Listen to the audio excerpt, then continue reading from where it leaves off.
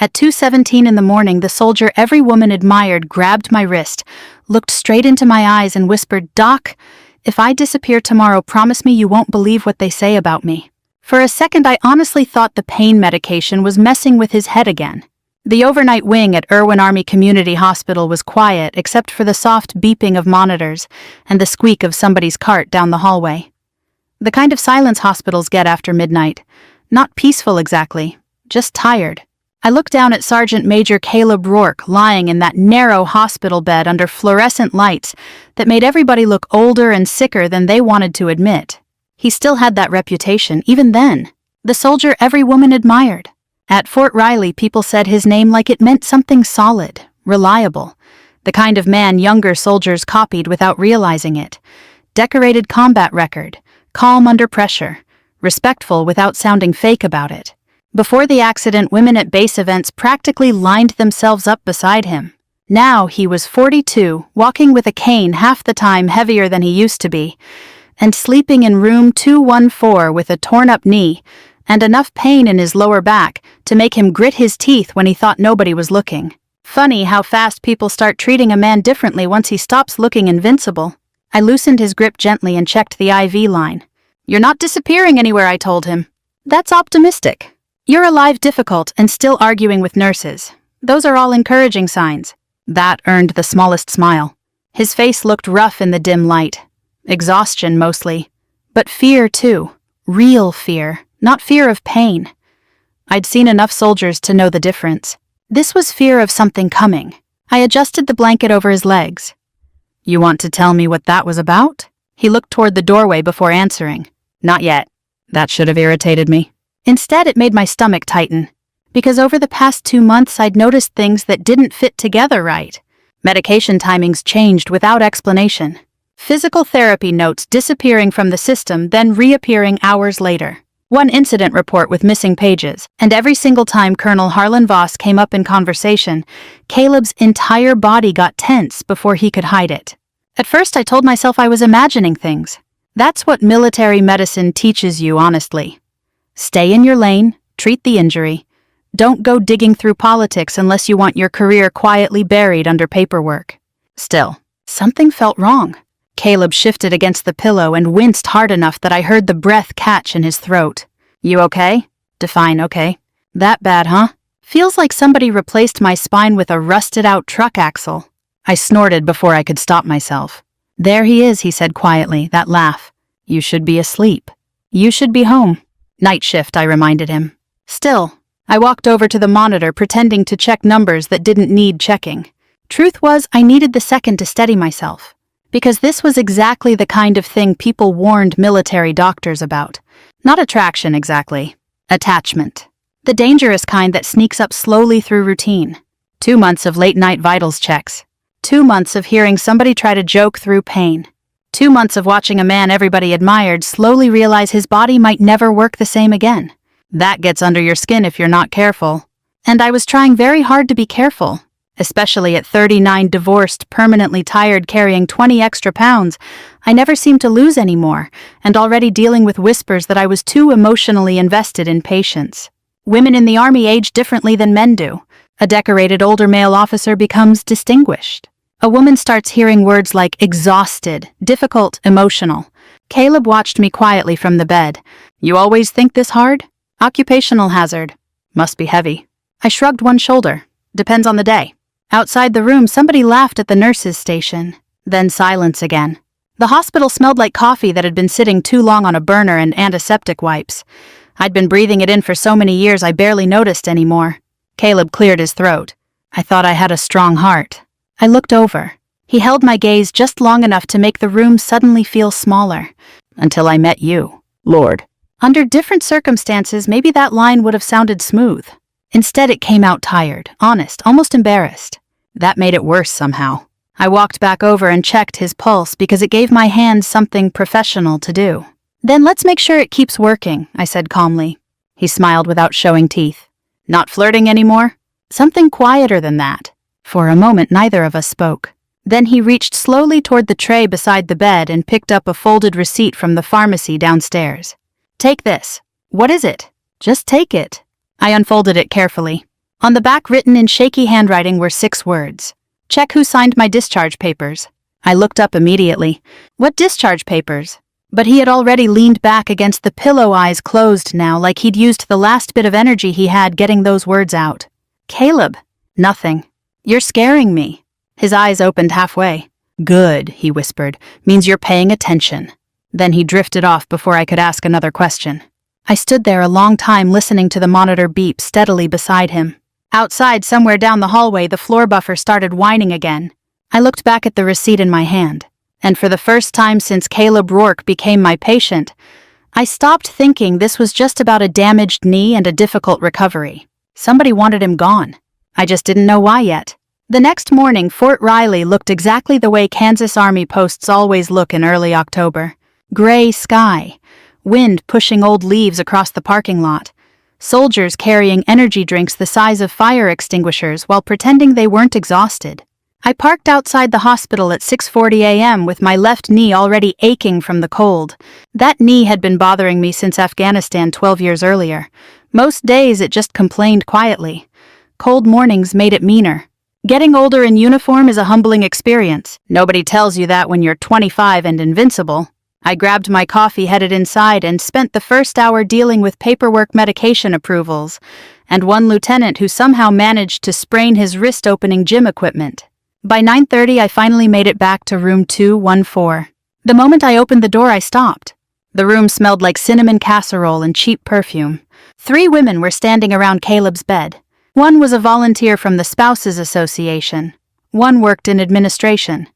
The third I recognized from base housing because she chaired practically every charity event within 50 miles. All 3 of them looked concerned in a very organized kind of way. Oh, good, one of them said when she saw me. Dr. Whitaker's here. Captain Whitaker, technically. But after enough years in Army medicine, everybody just called you Doc eventually. Caleb looked miserable. Not physically, socially. There were flowers everywhere, a foil balloon tied to the chair. Somebody had brought homemade banana pudding sitting untouched on the windowsill. I looked at the growing pile and said, "What is this?" Caleb deadpanned immediately. "I think I'm being hunted by church women." One of the ladies laughed a little too hard at that. I checked his chart while they fussed around him. "How's the pain today?" "About a 6. That's an improvement." "Only because I can't feel my dignity anymore." That got another laugh from the women. I hid my smile and adjusted the monitor leads. People weren't exaggerating about him. Caleb had always known how to make people feel comfortable. Not with fake charm, that was the difference. He paid attention.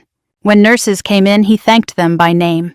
He remembered whose grandson had graduated high school, which orderly had back problems, which volunteer lost her husband last winter. Older people especially loved him. Probably because he treated them like they still mattered.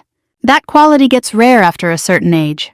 Eventually the women left, though, not before reminding Caleb they'd be back with fresh soup tomorrow. The second the door shut behind them, he dropped his head against the pillow. Please tell me that was visible concern and not some kind of Midwestern mating ritual. I laughed despite myself. You're popular. That's one word for it. I started checking his knee dressing. You always this dramatic. Only under extreme casserole-related stress.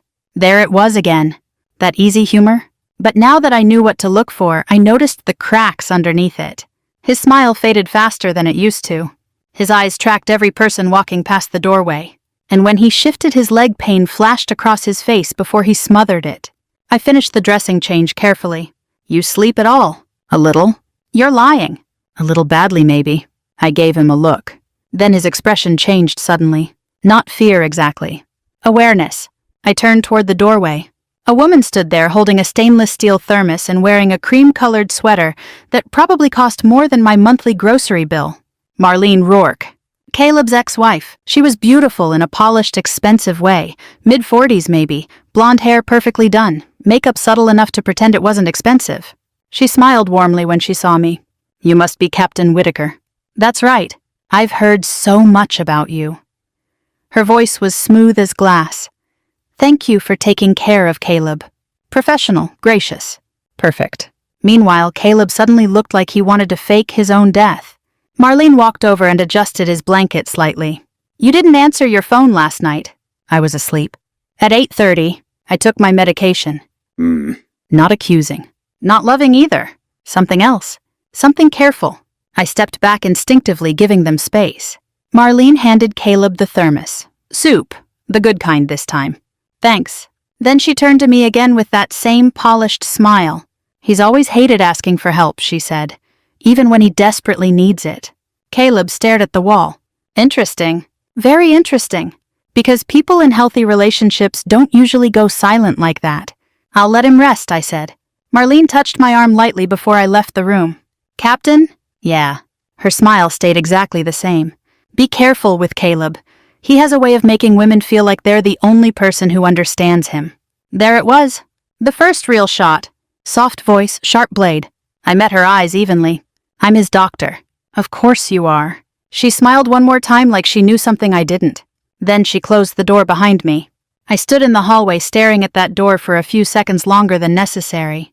A younger nurse walked past carrying charts. You okay, Doc? Fine. But I wasn't. Because suddenly every instinct I had was awake. Back in my office, I pulled Caleb's file back up. I told myself I was reviewing it professionally. Maybe part of me even believed that. The discharge paperwork bothered me most. Not because early discharge was unusual. It happened all the time when commands wanted soldiers moved quickly through the system. But this one had been approved before his final mobility evaluation. That wasn't normal. I clicked through authorization logs. There. Colonel Harlan Voss. I leaned back slowly. Why would a senior officer sign off personally on a medical discharge recommendation before evaluation was complete? Unless he wanted it pushed through fast. I copied dates onto a yellow legal pad. Then medication logs. Then physical therapy notes. The deeper I looked, the stranger it got. Missing timestamps. Edited records. One deleted note restored later with different wording. By lunch, my headache had settled right behind my eyes. At 2 o'clock, Major Ellis stepped into my office doorway. My supervising officer. He closed the door behind him. That usually meant trouble. You're spending a lot of time on Rourke's file. I'm reviewing inconsistencies. He folded his arms. Listen carefully, Nora. You're a good doctor. Don't turn yourself into an investigator because you feel sorry for somebody. I don't feel sorry for him. Then what do you feel? That question landed harder than I expected. I answered honestly. I think something's wrong. Major Ellis studied me for a long second. Then he sighed quietly. That file is becoming political. Stay out of it. Political how? I'm telling you this for your own good. That's not an answer. No, he admitted. It's a warning. After he left, I sat alone in that office listening to the heating vent rattle overhead. Then I looked back down at Caleb's paperwork.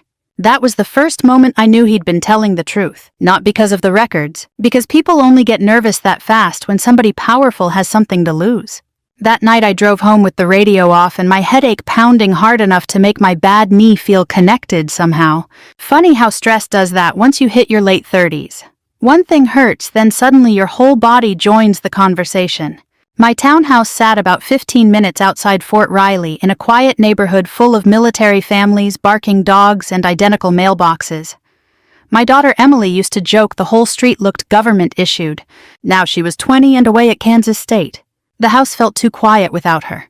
I dropped my keys onto the kitchen counter, kicked off my boots, and stared at the stack of unopened mail beside the coffee maker. Bills, grocery coupons, a postcard from Emily showing a blurry campus football game. Normal life? Meanwhile, somewhere inside Irwin Hospital, a decorated soldier was terrified somebody planned to destroy him.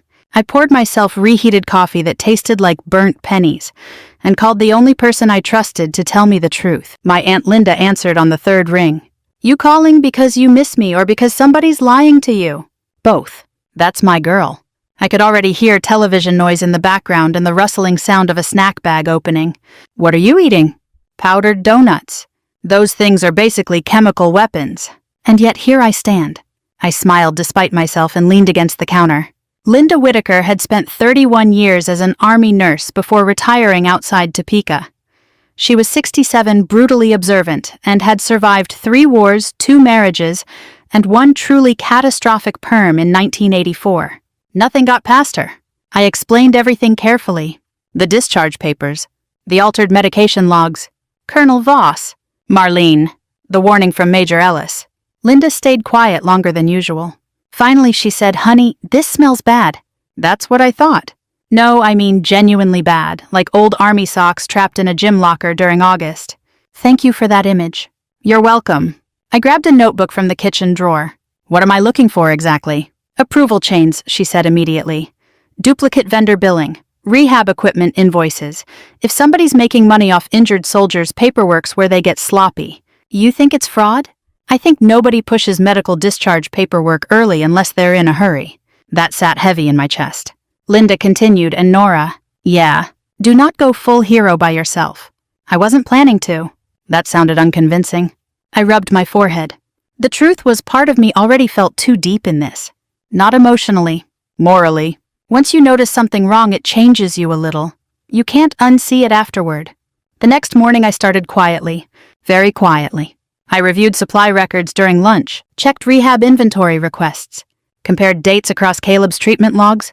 At first it looked random. Then patterns started appearing. The same nonprofit kept showing up connected to replacement mobility equipment for injured veterans transitioning out of active service. Prairie Horizon Wellness Foundation. Warm name, patriotic branding, smiling veterans on the website. The billing numbers, though, not warm. Wheelchairs marked premium that arrived damaged. Knee braces billed at triple value. Cheap overseas mobility devices relabeled under American vendor names. I stared at the screen hard enough my eyes watered. Jesus. That afternoon I called an old friend from residency. Denise Park worked records administration at the VA hospital near Topeka. Smart. Careful. Exactly the type who never technically broke rules. After small talk and 5 minutes complaining about Army paperwork, I casually mentioned Prairie Horizon. Silence. Then Denise lowered her voice. You didn't hear this from me. I didn't hear what... There were complaints last year, nothing proven officially, but enough to make people uncomfortable. What kind of complaints? Missing rehab equipment, delayed replacements, billing discrepancies. My stomach tightened. Was anyone investigated? Quietly. She paused. Then it disappeared. Of course it did. That evening I stayed late at the hospital pretending to finish chart reviews. Really, I was digging through archived approval records. At 7:43 p.m., I found the first thing that made my blood run cold. 2 weeks before Caleb's accident, he had filed an internal complaint regarding missing rehab equipment assigned to older veterans. Not emotional, not dramatic, just detailed. Dates, inventory numbers, vendor concerns. And attached to the routing chain, Colonel Harlan Voss. I leaned back slowly in my chair. That changed everything. This wasn't random corruption anymore. Caleb had noticed something. Then suddenly he got injured. Then suddenly someone rushed his discharge process. My office suddenly felt too quiet. I remembered the fear in his eyes at 2:17 in the morning. Not fear of pain, fear of disappearing. The next discovery hit even harder. Medication adjustment logs from the night before the training exercise. A dosage timing change, small enough to look accidental, large enough to affect reaction time and balance during overnight maneuvers. I sat frozen staring at the screen. Not attempted murder. Nothing that dramatic. But negligence. Manipulation. Possibly. And if true, somebody had nearly destroyed a man's career to protect a supply scam. I closed the file immediately when footsteps approached. Major Ellis walked past my office without stopping. Still, my pulse took a minute to settle afterward. That's the thing about military environments. People don't have to threaten you directly. Sometimes atmosphere does the job for them. Around 8:30, I finally walked back toward room 214. Caleb was awake watching an old Western movie with the volume low. He looked over when I entered. You look angry. I usually look angry. No, he said quietly. Usually you look tired. Different thing. I shut the door behind me. That got his attention fast. I pulled the chair closer to the bed and sat down. For a few seconds I just looked at him. The heavier frame. The cane beside the bed. The exhaustion he kept trying to hide behind humor. Then I asked softly, "What exactly did you report before the accident?" His face changed instantly. There it was again. Fear. He muted the television. "You've been digging." "Yes. You shouldn't." "Well, unfortunately I already did." He stared down at his hands. Strong hands once. Now slightly shaking from nerve pain and medication. I noticed inventory numbers weren't matching, he admitted quietly. Equipment for older vets kept arriving damaged or wrong, but invoices showed premium replacements. So you reported it. I asked questions. And suddenly people stopped returning my calls. That sounded believable enough to make me sick. I leaned forward slightly. "Caleb, did you think somebody wanted you hurt?" "No," he answered too fast. "Not hurt." "Then what?" He swallowed hard before saying it. "Gone." Silence filled the room. Finally, he laughed once without humor. You know what the funny part is? What? I think the accident embarrassed me more than it scared me. I frowned. He looked away toward the dark hospital window. You spend 20 years becoming the guy everybody depends on. His jaw tightened. Then one day you need help putting your socks on. That landed harder than anything else he'd said. Not because it sounded dramatic, because it sounded honest. I crossed my arms carefully. You think people only respected you because you looked strong. You've seen how they look at me now. Yes, I said quietly, I have. That shut him up. Because we both knew I wasn't talking about the limp. I was talking about pity. The thing proud people fear most after 40. Caleb rubbed both hands over his face slowly. I didn't want them seeing me like this. And now, he looked at me for a long moment. Now I think they planned on it. The next week felt like living with a storm sitting just outside the windows. Not hitting yet. Just waiting. Fort Riley carried on like normal. Soldiers jogged in formation before sunrise. Helicopters rattled the Kansas sky. Nurses complained about staffing shortages while drinking coffee strong enough to remove paint. Meanwhile, I walked around with the uncomfortable feeling that one wrong sentence could cost me my career. That feeling got worse Tuesday morning when Major Ellis stopped me outside radiology. You still involved in Rourke's situation? Depends what you mean by involved. His expression didn't change. That means yes. I crossed my arms. If this is another warning, just say it. Ellis lowered his voice carefully. Nora, there are already rumors. My stomach tightened immediately. What kind of rumors? That you're too emotionally invested in a patient. There it was. I should have expected it. Military workplaces run on gossip the same way old pickup trucks run on duct tape and prayer. I kept my face calm anyway. I've done nothing inappropriate. I know that. But perception matters. I almost laughed at that. Perception. Funny word. A decorated male officer limps through pain and people call him resilient. A female doctor spends extra time reviewing suspicious records and suddenly she's emotional. I looked Ellis dead in the eye. If I were a male physician, nobody would be saying this. His silence answered for him. That was enough. By Wednesday, Caleb had started physical therapy again. I found him in the rehab room just after lunch, gripping parallel bars hard enough his knuckles looked white. Sweat darkened the back of his gray army t-shirt. His face had gone pale from pain, but he kept moving anyway. Step. Drag. Step. The therapist beside him noticed me first. Morning, Captain? Caleb looked over immediately embarrassed. Not because I'd caught him struggling, because I'd caught him struggling slowly. That's different. People don't talk enough about how humiliating recovery can feel once you're older. Young soldiers think pain is heroic. Middle-aged soldiers know pain is exhausting. I waited until the therapist stepped away before speaking. You're pushing too hard. That's kind of the job description. No, I said calmly. Healing is the job description. Performing toughness is extra. He stopped moving, then gave me a tired look. You rehearse these speeches. No, I charge by the hour for them. That finally got a laugh out of him. A real one this time. Short, rough, honest. God help me, I'd missed hearing it. I leaned against the wall nearby while he rested. The rehab room smelled like antiseptic spray and rubber mats. Somewhere behind us, an older veteran groaned through shoulder exercises while classic country music played softly from somebody's phone. Ordinary sounds. Ordinary suffering. Caleb stared down at his leg quietly. I used to run 5 miles before breakfast. You also used to have functioning cartilage. That's cold, Doc. That's medicine. He shook his head slowly, smiling just a little. Then the smile faded. You know what's stupid? What? I still catch myself sucking in my stomach when people walk in the room. That hit me harder than he probably realized. Because I understood it immediately. The weight gain embarrassed him. Not because he looked terrible. Because he no longer looked like himself. I glanced down at my own body automatically. My softer waistline beneath my uniform jacket. The knee brace hidden under my pant leg. Aging in uniform teaches you exactly how conditional admiration can be. You know something, I said quietly. What? Most people worth impressing stop caring about that stuff after 40. That sounds suspiciously inspirational.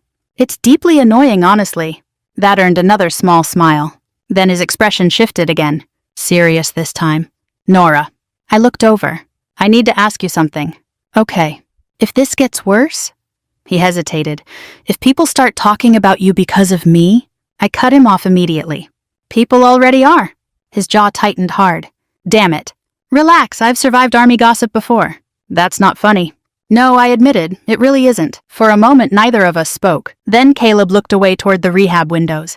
I never wanted this touching your life. You didn't make somebody falsify records. But I dragged you into it. No, I said firmly. I walked into it myself. And that was true. That mattered. Because somewhere along the way, this stopped being about attraction.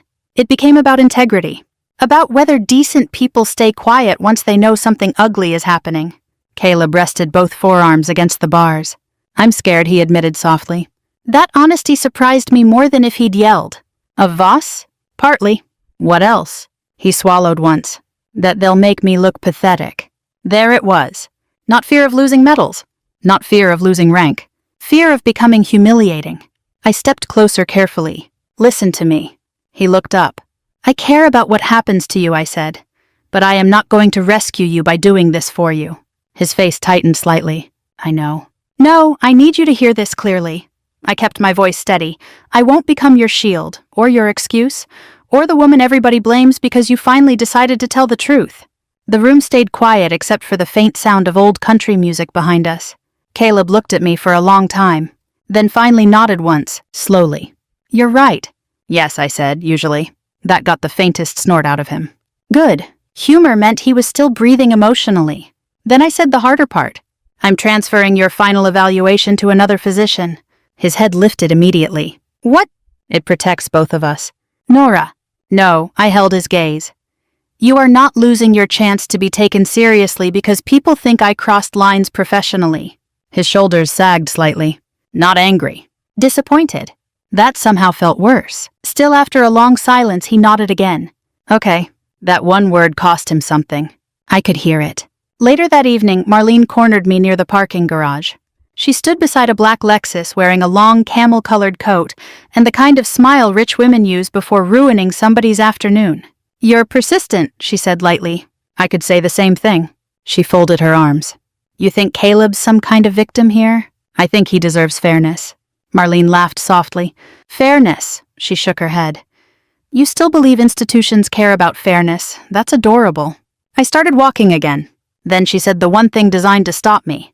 He likes women who need to feel necessary. I turned slowly. Marlene stepped closer. You think you're different because you wear a uniform and carry a medical license, please.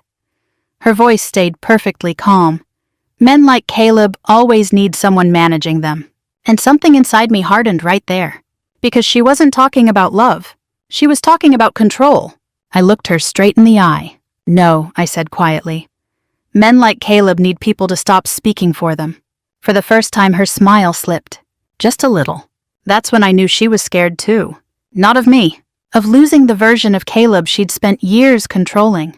The following Friday, Caleb signed the formal statement for the Inspector General investigation. No speeches. No dramatic moment. Just a tired soldier sitting at a hospital desk carefully writing his name beneath the truth. And somehow that felt more powerful than yelling ever could. Before leaving, he looked up at me once. You really think this changes anything? I thought about the missing equipment. The altered records. The older veterans getting cheated. Then I thought about shame. How many decent people stay silent because they're afraid of looking broken? Yes, I told him quietly. I think it changes everything. The Veterans Appreciation Banquet took place on a windy Saturday night in Manhattan, Kansas, inside the ballroom of the Bluemont Hotel. By 6:30, the parking lot was already packed with pickup trucks, military SUVs, and older couples moving carefully through the cold in dress coats and polished shoes. I sat in my car for a full minute before going inside. Not because I was afraid exactly. Because I knew once the night started, there'd be no pulling it back. The evidence had already gone to the Inspector General 3 days earlier. Caleb's statement, the billing records, the altered medication schedule, the nonprofit connections. All of it. Still, there's a difference between filing paperwork quietly and watching someone's public life collapse in real time. Especially in military communities. People build entire identities around reputation. Inside the ballroom, the heat hit me immediately, along with the smell of roasted chicken coffee and too much aftershave. Round tables filled the room beneath soft yellow lights. Veterans in old service caps sat beside wives wearing jewelry saved for special occasions. Framed military photos lined the walls near a silent auction table full of gift baskets and local business donations. Classic America. The kind of room where people still stood automatically for the national anthem. I checked my phone. One unread message from Caleb. Running late. Don't let them start worshipping Voss without me. I almost smiled. Almost. I walked farther inside, heels clicking softly against the ballroom floor. Several people recognized me from the base hospital and nodded politely. Then I saw Marlene. Of course I did. She stood near the stage in a dark green dress elegant as a magazine advertisement, greeting people with careful warmth, while touching their arms just enough to appear sincere. The woman knew exactly how to perform concern, and people were buying it. Colonel Harlan Voss stood nearby, shaking hands beside a banner that read, "Honoring those who serve." The irony nearly choked me. Voss looked perfect. Silver hair, crisp uniform, calm smile. A man who had spent decades mastering the appearance of integrity. When his eyes landed briefly on me, they lingered 1 second too long. Not fear. Recognition. He knew I knew something. The question was whether he understood how much. I took a seat near the middle beside Aunt Linda, who immediately leaned over and whispered, "This room smells like expensive perfume and unresolved trauma. Please behave tonight. I'm 67. Behaving is no longer my ministry." I snorted quietly before catching myself. The program started at 7 sharp. Opening remarks, prayer, awards, the usual speeches about sacrifice and service. I barely heard most of it because my nerves were chewing holes through my concentration. Then Marlene stepped onto the stage. Smooth applause followed her. She smiled sadly into the microphone. That expression alone made my blood pressure rise. "Many of you know Sergeant Major Caleb Rourke," she began softly. "And many of you have admired his years of service the way I once did." A few people nodded sympathetically. Marlene lowered her eyes just enough to seem emotional. Unfortunately, the accident changed more than his health. There it was. The room shifted almost invisibly. Curiosity. Discomfort. Doubt. Marlene continued carefully. Pain changes people. Medication changes people. Trauma changes people. She sighed gently. "I only hope everyone here remembers Caleb with compassion instead of judgment." Linda muttered under her breath, "Oh, that heifer is good." She was. Because technically Marlene wasn't accusing Caleb of anything directly. She was poisoning credibility before he ever entered the room. Professional work. Then Colonel Voss approached the podium. The applause grew louder. He started giving the kind of speech senior officers always give at these events. Duty, brotherhood, service, sacrifice. Every sentence polished smooth. Meanwhile, I sat there gripping my water glass so hard my fingers hurt. Where was Caleb? Then the ballroom doors opened. The entire room turned instinctively. And there he was. For one terrible second, my chest hurt just looking at him. Not because he looked weak. Because he looked human. Caleb walked slower than he used to. The cane in his right hand tapped against the floor in steady rhythm as he crossed the ballroom. Tap, step, tap, step. His dress uniform fit tighter around the middle now. His face looked older than it had 2 months earlier. And somehow that made him look braver. Because he came anyway. The room fell almost completely silent. You could feel people comparing him to the memory they carried in their heads. The admired soldier. The untouchable one. Life rarely asks permission before changing somebody's body. Caleb stopped near the stage. Colonel Voss smiled tightly. "Sergeant Major," he said into the microphone, "glad you could join us." Caleb looked up calmly. "Wouldn't miss it." That voice. Steady. Not loud. Stronger than yelling would have been. Marlene stepped closer immediately like she planned to intercept the entire situation. "Caleb," she said softly, "microphone still live, maybe tonight isn't the best time for this." And there it was again. That fake concern. Like she was protecting him from himself. Caleb looked at her for a long second. Then he said quietly, "You've spent a long time speaking for me." The ballroom went dead silent. Even the waitstaff stopped moving. Caleb stepped toward the microphone slowly. His hand trembled once against the cane before steadying again. "For months," he said, "people have talked about what I lost. Nobody moved. My speed, my health, my career, my pride." He swallowed carefully. "Tonight I'd rather talk about what other people took." That landed hard. No theatrics. Just truth. He explained everything plainly. The missing rehab equipment. The overpriced mobility devices. Veterans receiving cheap braces while invoices listed premium models. Discharge paperwork approved before medical evaluation.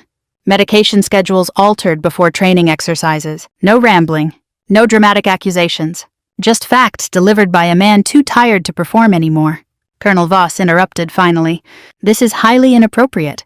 Caleb looked directly at him. No, sir, he answered calmly. What was inappropriate was stealing from injured veterans. The room exploded into murmuring. Marlene tried one last time. Caleb, you're confused. No, he said. And that single word hit harder than shouting. Because for the first time all night she couldn't redirect him. Then the ballroom doors opened again. 2 federal investigators entered alongside military police officers. No dramatic music. No screaming. Just paperwork. That made it feel real. The lead investigator approached Colonel Voss quietly while the entire room watched in frozen silence. Colonel Harlan Voss, he said evenly, we need to speak with you regarding an ongoing investigation involving procurement fraud and falsified records. Voss's face finally changed. Not panic. Anger. Cold, controlled anger. Good. Let him feel exposed for once. Near the back of the room, an older veteran stood slowly using his walker. That explains my damn brace falling apart, he called out. Another voice answered from nearby. My replacement chair took 8 months, then another. And another. Years of frustration suddenly finding air. Marlene looked around, realizing too late the room had turned on her. Not violently. Worse. Quietly. The same people who'd smiled at her 20 minutes earlier now wouldn't meet her eyes.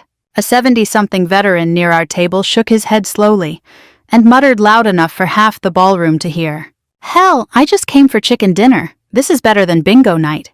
The room cracked into nervous laughter. Even Caleb smiled. Small. Tired. Real. Then Marlene said the cruelest thing she had left. She looked directly at Caleb and said, You're not the man everyone admired anymore. The words hung there, sharp enough to cut. And honestly, for 1 second I saw the pain hit him. Then Caleb straightened as much as his back allowed. No, he said quietly. The ballroom stayed still. He looked around the room slowly before finishing. I'm not... A pause. But at least now I know who I am when nobody's applauding. Nobody clapped immediately. People were too busy feeling it. Then somewhere near the back, one veteran started applauding. Then another. Then the whole room. Not loud at first. Heavy. Respectful. Earned? I looked at Caleb standing there with his cane beside the stage lights, no longer trying to hide the limp, no longer trying to shrink himself into somebody easier to admire. And for the first time since this nightmare started, he looked free. 6 weeks later, Caleb Rourke was no longer my patient. That mattered. Another physician handled his follow-ups, his pain management plan, and his physical therapy referrals. I made sure of that before I let myself meet him anywhere that didn't have exam gloves charts or fluorescent lights involved. People can call that cold if they want. I call it clean. At 39, I had learned the hard way that feelings do not cancel out boundaries. Sometimes boundaries are the only reason feelings survive with any dignity at all. We met on a rainy Thursday afternoon at Stacy's Diner in Junction City, the kind of place with cracked red vinyl booths, too many framed high school football photos and waitresses who call everybody hon whether they deserve it or not. The rain tapped lightly against the front windows. Coffee steamed between us. Somewhere behind the counter a cook was arguing with the radio like it had personally offended him. Caleb sat across from me wearing jeans, a dark jacket, and no uniform. That took some getting used to. He still had the cane beside him, still shifted carefully before sitting. Still looked frustrated when his body needed a second longer than his pride wanted to allow. But he looked better. Not healed. Better. There's a difference. You're staring, he said. I'm medically observing. You're not my doctor anymore. Old habits. He smiled at that. A real smile. The kind that reached his eyes before he could stop it. Outside, a pickup truck rolled through a puddle, splashing dirty water along the curb. The investigation was still moving. Slowly, officially, and with all the thrilling speed of government paperwork. Voss had been suspended pending review. Prairie Horizon's accounts were frozen. Marlene had hired an attorney, and according to Linda, started discovering consequences like they were a foreign language. I didn't ask for every update. I didn't need to. Justice had started walking. That was enough. Caleb picked up his coffee, then set it back down without drinking. I went to the VA yesterday, he said. For your appointment. After that, helped a guy named Mr. Hanley fill out a complaint form. 78, Marine, mean as a hornet. Sounds like your type. He told me my cane made me look like I was auditioning for a Western. I laughed. What did you say? I told him his hat made him look like a retired mailbox. That made me laugh harder than it should have. Caleb looked pleased with himself. Then the smile softened. I like doing that, he said, helping them with the forms. You're good at it. I'm patient. I raised one eyebrow. With them he corrected. There he was, still difficult. Still himself. Only now he wasn't pretending the pain didn't exist. He wasn't trying to charm his way around the truth. He talked about physical therapy like it annoyed him because it did. He admitted mornings were hard. He admitted some nights he still got angry at his own body. That honesty suited him better than the old performance ever had. The waitress came by with more coffee and called us both Han. After she left, Caleb looked at me across the table for a long moment. Not the way patients look at doctors, not the way broken men look at rescuers. Just a man looking at a woman he trusted. I thought I had a strong heart, he said quietly, until I met you. I sat still for 1 second. Because I remembered room 214, the monitor beeping, the receipt in my hand, the line I would not cross. Now there was no IV pole between us. No chart, no whispered fear at 2 a.m. Just rain coffee and 2 people old enough to know that affection means nothing if it costs you your self-respect. I smiled. Good, I said, because I'm not letting you go yet. He looked down smiling like the words had landed somewhere tender. Yet? Don't get cocky, Sergeant Major. Yes, ma'am. And that was us. Not young love. Not easy love. Something steadier. The kind that knows bodies change, reputations crack, pretty stories fall apart. And if you're lucky, somebody stays long enough to meet the honest version of you on the other side. I used to think strength meant holding everything together where people could see it. Now I'm not so sure. Sometimes strength is signing your name under the truth with a shaking hand. Sometimes it is walking into a room where people remember who you used to be and letting them see who you are now. And sometimes, if you're very lucky, it is sitting in a diner on a rainy afternoon with someone who does not need you polished, perfect, or painless. Admiration is loud. Respect is quieter. But respect lasts longer.